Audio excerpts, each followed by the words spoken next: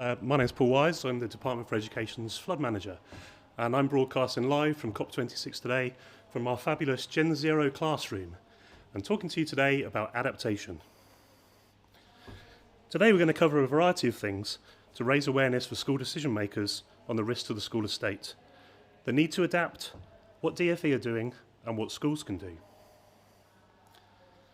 On Friday, the Secretary of State launched the department's draft Sustainability and Climate Change Strategy. This is now out for sector engagement. The strategy has 4 key strategic aims on this slide. Resilience to climate change and the need to adapt is a critical one of these. There are 3 key climate impacts that affect schools. Too much water, too little water, and too much heat. And with over 20,000 schools in the school estate, a huge school land area, and close to 9 million pupils, these are very, very important to adapt to. To emphasise those impacts and how a changing climate will affect them, here's some figures about climate change. Hotter summers will lead to more intense rainfall. It will be drier overall in summers, leading to pressure on water supply. We will have wetter winters and sea level rise. The impact of climate change on these will also change the effects. The Committee for Climate Change recently assessed the potential future increase in risk to schools. Over 10,000 schools already have flood risk at a 1 in 75 chance of flooding from either rivers, sea or surface water. In 2050, with a population growth which is just low and a 2-degree temperature rise, this could rise significantly. In 2100, with a 4-degree rise, there is a significant potential rise in risk again. The case for both reducing emissions and adapting the existing estate is a clear one. There are 3 main types of flood risk which could affect schools. Each has different characteristics and requires different interventions to prevent or adapt to. First of all, river flooding. Secondly, sea flooding. Sea flooding is not as common as river flooding, but can be devastating and difficult to stop. There are around 3,000 schools in the school estate which have some risk from river or sea flooding. But the most predominant flood risk to the school estate is from surface water flooding, when it just rains too hard and the drains can't cope. There are over 20,000 schools with some risk of surface water flooding within their school buildings or school grounds. To illustrate how a school does not need to be near a river or the sea to still have a high risk of flooding, I'll use St Mary's Primary in London, which I recently visited. This school is a member of the Department for Education's Risk Protection Arrangement, and I've been heavily involved in its recovery. The school is in a built-up area and around 2 miles from the nearest river, but it's still at risk of surface water flooding. I mentioned earlier about a changing climate resulting in more intense thunderstorms. There was one of these in southeast England in July this year, which resulted in significant flooding impacts in built-up areas.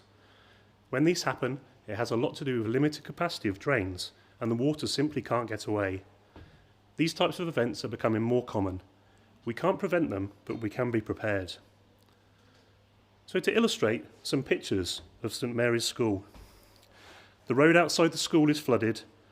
The water reached around knee-deep, just from rain, around 2 miles away from the nearest river. Water inundated all of the areas on the ground floor of the school. Whilst the water from this type of flood may contain less mud and debris than a river flood, it's still not clean.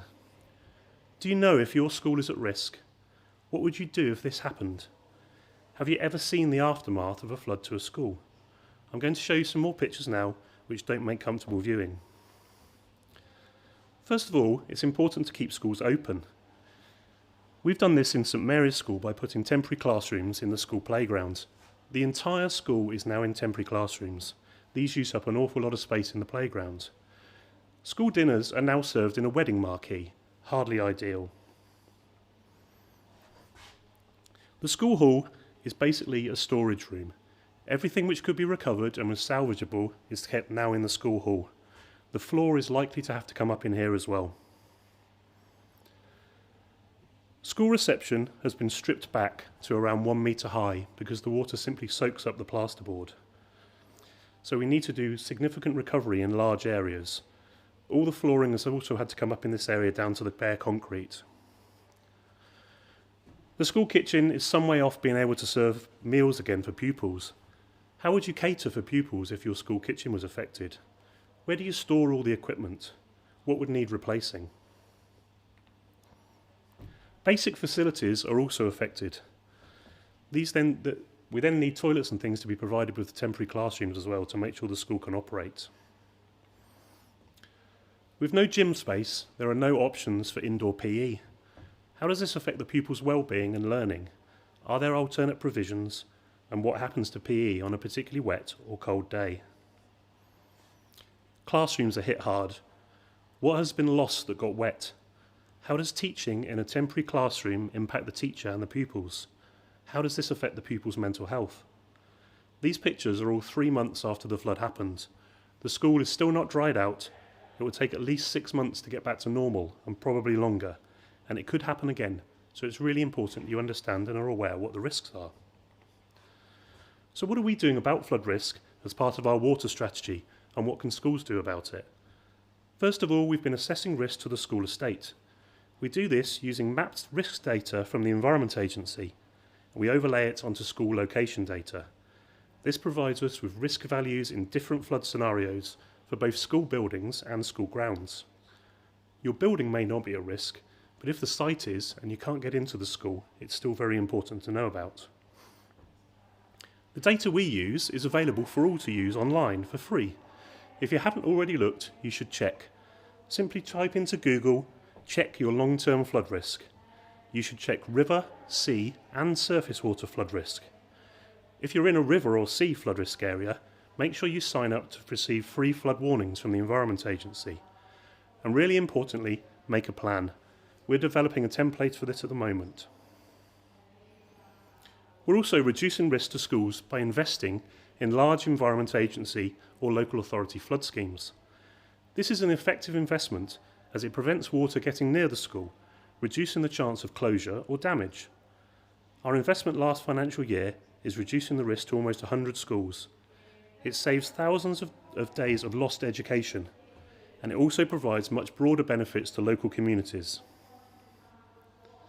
Where we have invested in a community flood scheme, a condition of our investment is that schools in the local area will receive a visit from the Environment Agency or the local authority. We've developed a Key Stage 2 presentation to be delivered about flooding, risks from the climate, the flood scheme and water safety. And we're currently developing a secondary school presentation with the Environment Agency. Where we can't prevent water from getting into a school, we look to use something called property level protection. These are flood doors and boards and air brick covers. Also, toilet bungs form part of the solution to make sure water doesn't come into the school that way. Clearly, in these cases, schools would still need to close, but damages can be limited. Another exciting area we're looking at the moment is dealing with surface water flooding using sustainable urban drainage systems. This uses green infrastructure to capture rain where it falls and either slow down or prevent it getting into the sewer, providing more capacity and reducing flood risk. We're partnering with water companies and local authorities to deliver these. Where we've had schools that have flooded, we've worked with them on their recovery. These are some pictures from a school that recently flooded from surface water, where it just rained really hard. We've put sustainable drainage planters, a bit like water butts, underneath 28 of the downpipes around the school. The pupils helped design the signs for these. They helped put the plants in place, and the school has also benefited from additional green areas to soak up or divert floodwater. The benefits of green infrastructure are much wider than flood. Some children have never planted anything before. The green space provides additional biodiversity. Bug hunts are happening around the school, and SEND pupils with sensory learning plans have an additional resource to use. We're also working on raising awareness of flood risk and sharing materials where possible, ensuring that solutions deliver wider benefits, including educational ones. The pipework at the bottom of this picture is an outside geography lesson showing the river catchment upstream of the school. We have ideas of survey and design tasks for pupils to go around the school looking at opportunities to make it greener, and science lessons where water can be easily incorporated. Schools can do lots themselves. There is excellent guidance available on sustainable drainage and climate adaptation from the Greater London Authority's website with these 2 documents. You can look through these and look for opportunities to improve and maintain drainage within your school and provide those broader environmental and educational benefits as well. Do you have options for more green space? Could you put green roofs on low buildings, for example? Are there opportunities for more trees? How could you use it as a learning space? Does your estate management sufficiently cover water risks and mitigation? And are there local flood schemes you could get the pupils involved in? So that's the end of the 2 wet bit. So now on to the 2 dry. Despite the flood risks, there is also pressure on water resources in the country, and schools use an awful lot of water, with school water bills per annum in excess of £127 million. We have a 6-point plan we're working through to help schools be more water efficient. The end goal is to both save money for schools on their water bills, but also, very, very importantly, to help the environment. First, we've been looking at how much water schools use per pupil per year. There are benchmarks for what amount of water represents good to poor practice. These are in metres cubed. For those not familiar with a metre cubed of water, that's 1,000 litres or 2,000 pints or 1 tonne of water. So if all schools were water efficient, we'd be looking at around 2.7 tonnes of water per pupil per year being used. Our early analysis shows there are very few schools achieving very efficient water usage, with only about 25% demonstrating good practice. Over 50% are poor or worse. And in around 14% it's very poor, with each pupil using 10 tonnes of water per year. But what does 10 tonnes of water really mean? It's one of those. That's an incredible amount of water for one pupil to be using per year. And this is in addition to their normal use in the rest of their life. And this is because water is being lost through leaks on pipes, through dripping taps, overflowing toilets, regularly flushing urinals with no sensors, and sometimes even things like water pressure being too high. We've been working with the water industry to gather information on water usage across all schools across the country. We can then use this to compare. We can also determine the carbon emissions linked to water use. We're working with the water market, particularly water wholesalers and retailers, to see where we can make things more efficient. We've been trialling different approaches to understanding school water use and options for efficiency through 3 pilots: in Thames, in the southwest and in the northwest. Early findings are encouraging. In the Thames area, they carry out simple leak fixes and put efficient fixtures and fittings into schools. And these show that on average a school could save close to £1,500 a year on its water bill, and also clearly save a lot of water in the environment. In the southwest, we've been using loggers to track school water usage, and this has already provided some interesting results. This school is using around 200 litres of water every hour, all the time, even at night and at weekends. This suggests there is a leak somewhere within the school. It's the equivalent of somebody flushing the toilet every 3 minutes, 24 hours a day.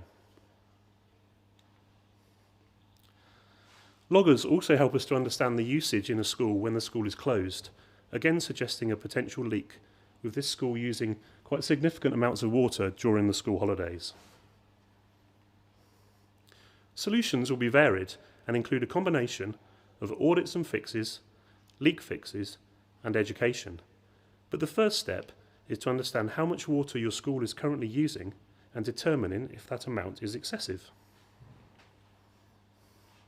The same guidance I mentioned earlier from the Greater London Authority's website also has great information in it about water efficiency and the simple steps you and your school can take. Water companies also have lots of information on this and offer sessions at school, lesson material, and even visits. So find the guidance and get the pupils involved. They are, after all, the most frequent visitors to the bathrooms in the school. Involve the Eco Council. Find out how you can adapt, who you can help, who can help you and take action. You will both save money, set the right example for your pupils, and also help the environment.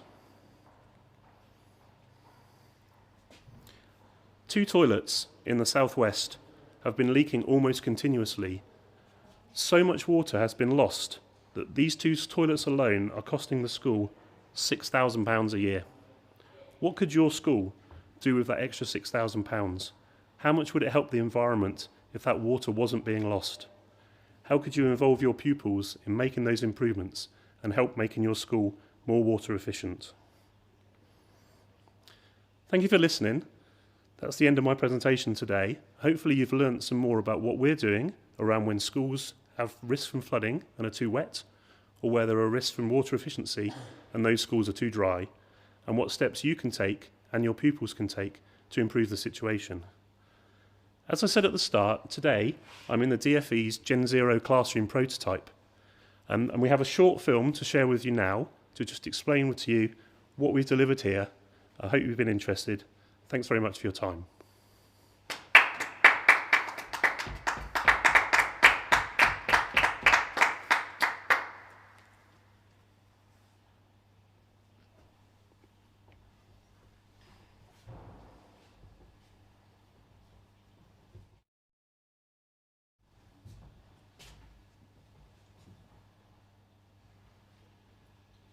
Gen Zero is a £4 million research project with the DFE and the Innovate UK. The ultra low embodied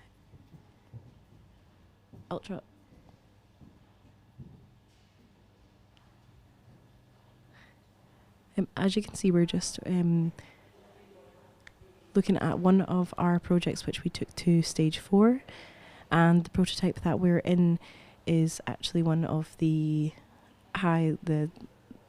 top level classrooms, and we're just going through the main aspect of the building, and you can see the protective landscape. So one of the key elements of Gen Zero is the biophilic design element.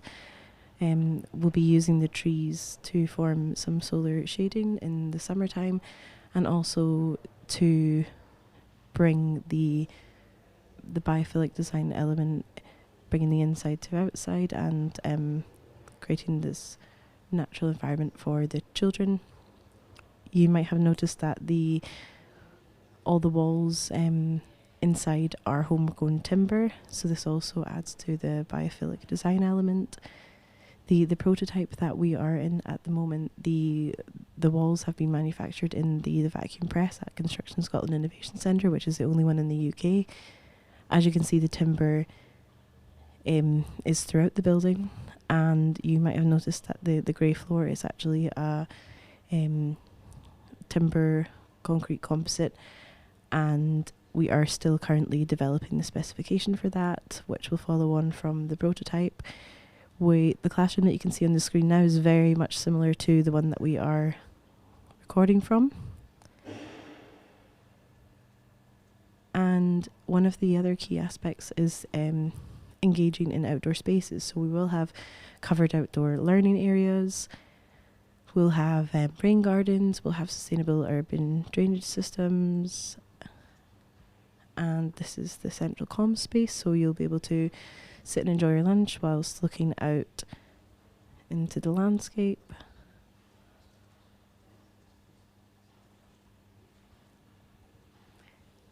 The Gen Zero research project was initially carried out between 2019 and 2020, and we have managed to take some elements from the Gen Zero design into the output specification, which will be released this month, so November 2021. So an example of this would be the net zero carbon in operation. We aren't able at this moment in time to take the construction forward into the output specification, although our next step is to develop sustainable pods, which is essentially looking at other aspects of Gen Zero and other construction methods and testing these out in real life. Thank you.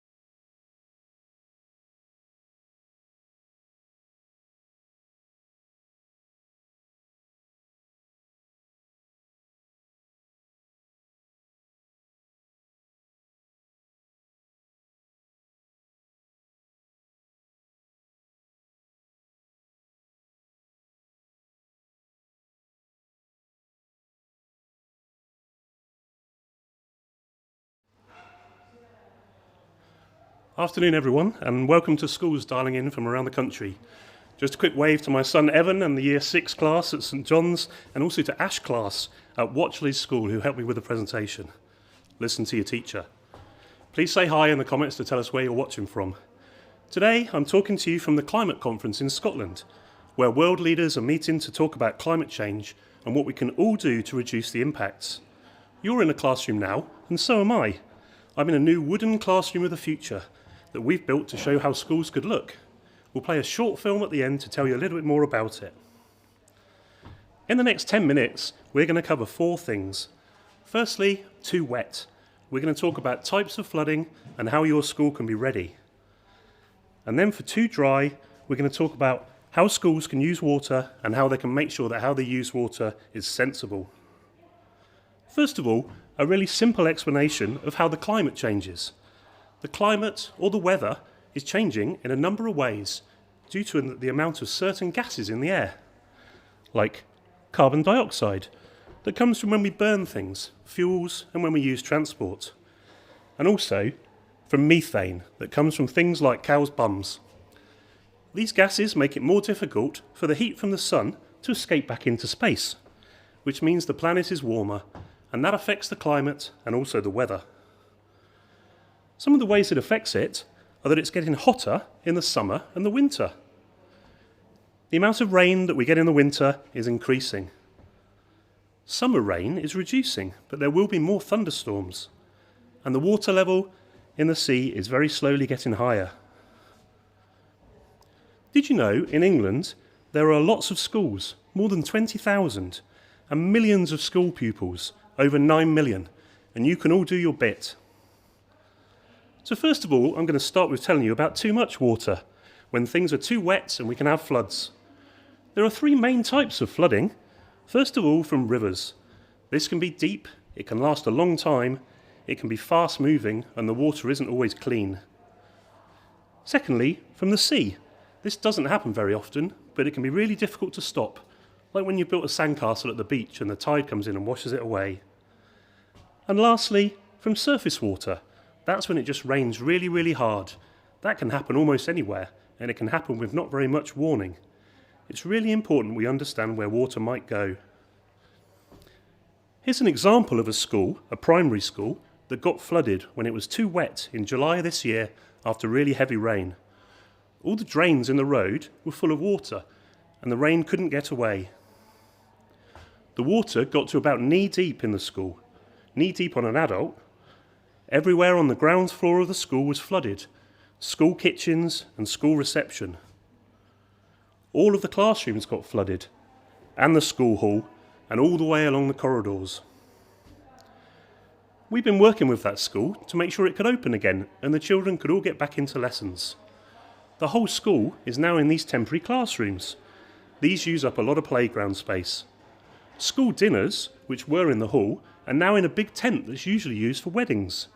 Sometimes it's going to get quite cold in there in the winter, and this also takes up more space in the playground. The school hall is full of things from the rest of the school now. It's like a big storage cupboard. There's no space for anything else, and no space for assemblies. How would you like these to be your school toilets? We've had to dig out all the ground in these toilets because it was too difficult to dry it out in any other way. And how would you like to be taught in a classroom like this? There's some really easy things that you and your teacher can do to understand more about flooding. First of all, go on the internet and look at the flood risk in the areas where your school is. You can also look up your house too and tell your parents to do the same. Just simply get your teacher or your parents to type in, check your long-term flood risk for schools. You can get warnings for some types of flooding. This can give an alert in advance so that things can be moved and everything kept safe. And your school can make sure it has a plan in place to make sure you can move things if the water comes. You don't need to worry about this though, just talk to your teachers about it and make sure you understand what the risk might be. We're also doing lots of things to reduce the risk of schools getting wet. In some places, we give money to help big flood schemes to be built like this one in the north of England. They're building a massive earth embankment, hundreds and hundreds of metres long. These types of things help protect schools. They help keep them open, and they also protect nearby houses, shops and roads. Sometimes we have to stop water getting into the school by putting floodgates and flood doors in. We have to cover some bricks which have holes in them with to stop water getting through. And we also have to block toilets to stop water and other much worse things bubbling back up. Sometimes those schools do get wet, and we've worked with those schools to help make sure it doesn't happen again. At this school, we've put in nearly 30 mini gardens underneath the drain pipes. The water now comes out of the drain pipes through this cloud. We've also raised an area of the playground and put some grass on the top of it to make the water flow into a drain.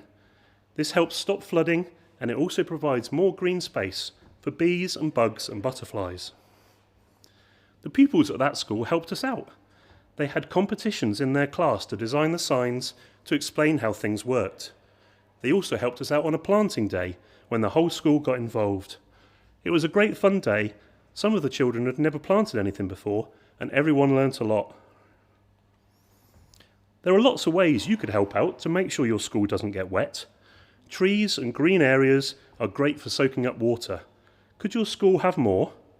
Making sure drains are clear is really important too, so water can't get away, and make sure you tell teachers if you think they're blocked. And you can also do really cool things too, like the picture at the bottom, where the drain pipes on the side of the building are in the shape of the local rivers. What could your school do? So that's the end of my too wet bit. Now I'm going to talk about too dry with lots of pictures of toilets. Schools use loads of water every single day. If every pupil in England just used the loo once, that would be 9 million loo flushes a day. And we know that saving water is really important for the school and for the environment.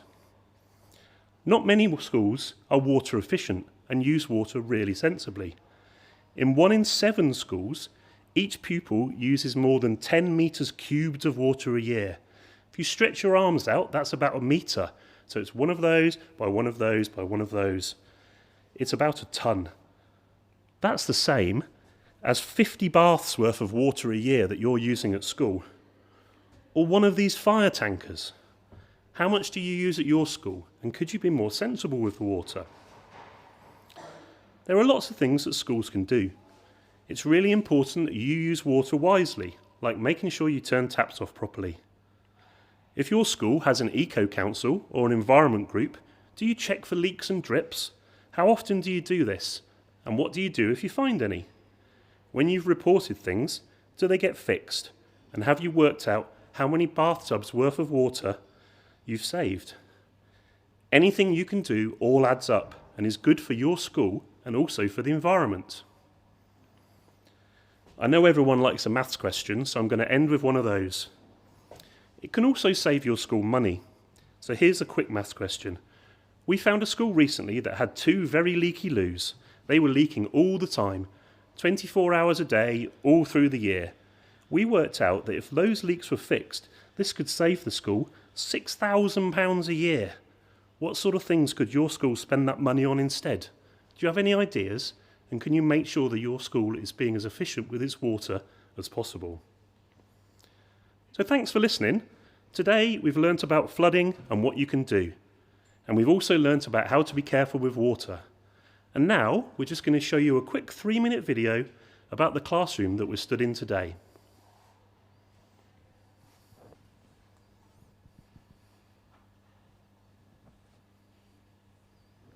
Designed with nature, working with nature, schools designed for health, well-being and the environment.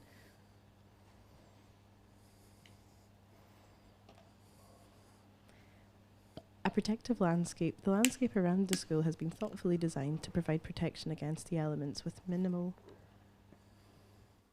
disruption to the existing environment. Rain gardens are planted alongside buildings to make the most out of runoff from heavy rainfall, and trees protect the building's facade as well as providing solar shading. A healthy environment. Easily accessible green spaces have a measurable effect on health, well-being and educational attainment of learners. Therefore, our schools are designed to make the most out of the environment. The schools have dedicated spaces for outdoor learning, physical and social activities, as well as horticultural areas, bike stores and lots of trees. Engaging outdoor spaces. Encouraging active engagement with the outdoors means creating outdoor spaces that are stimulating, useful, and considerate of the local environment. Pedestrian routes made of carefully selected materials which weave through mixed meadow planting and existing woodland, leading to outdoor seating areas and dining areas that are made from sustainably sourced homegrown timber. The Central Commons. UK-sourced cross-laminated timber provides the main construction material for the Gen Zero school design. It's a fully natural, renewable resource, which is long-lasting and carbon-capturing. The project uses 35% less timber than typical mass timber school, and it is robust, looks good over a long period, and has proven benefit to health and well-being. Maintaining the existing landscape while intentionally surrounding the buildings with trees and lush plant life has many benefits: biodiversity, easy access to nature, sod system, natural flood defences, opportunities to become involved with horticultural, and fostering in children and young people a genuine interest in the environment.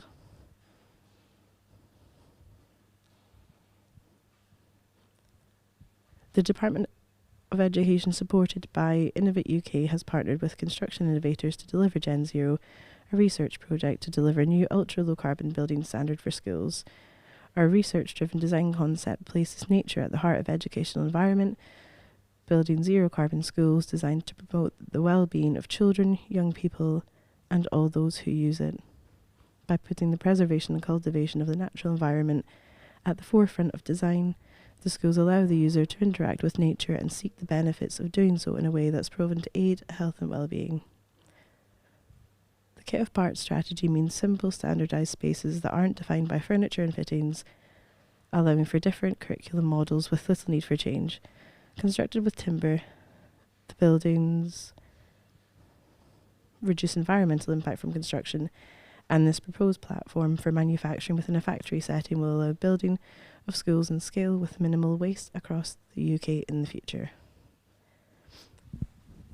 The Gen Zero design rules have the potential to improve productivity whilst reducing build times, capital costs, and carbon emissions. Thank you. I hope you enjoyed the video, and I'm sure you agree that the Gen Zero classroom looks great. Thanks for listening to me today. I hope it was really useful. And remember to think about what the risks to your school might be from water. Have a great rest of the day, and remember to listen to your teacher. Bye!